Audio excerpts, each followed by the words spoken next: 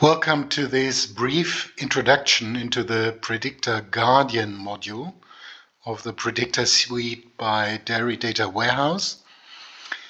Let's take a look at this 500 cow dairy, and we've opened up the landing page. This is the dashboard of Predicta GUARDIAN, and it points us to 27 active alerts, so cows that are currently in their dry period and have received an alarm by Predicta.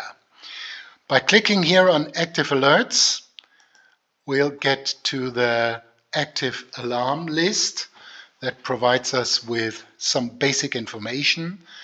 First of all, there is an alarm that states the ketosis incidence, and the incidence of transition cow diseases is rather high.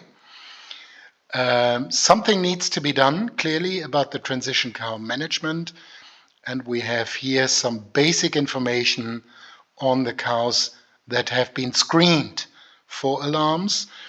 128 days to conception, normal but not brilliant. 60 days to peak milk, which is normal, a high peak milk production of more than 60 kilos of milk, and a considerable number of disease events. So, first inspection, active alarm list on Predicta GUARDIAN.